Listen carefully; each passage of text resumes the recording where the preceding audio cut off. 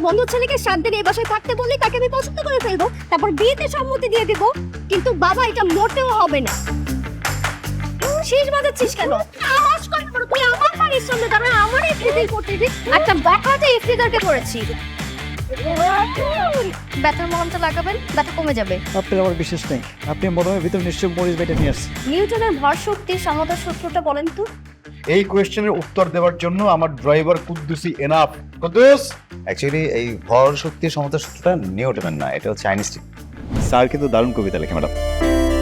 কুদ্দুস, ঠিক আছে, শুনুন।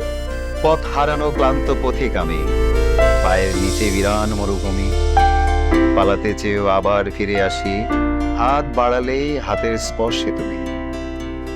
আজকে যদি লেখাপড়া ঠিকঠাক ভাবে করতেন, এই ড্রাইভারের জবটা করতে হতো না। আপনি জানেন না আমার মাস্টার্স কমপ্লিট করা।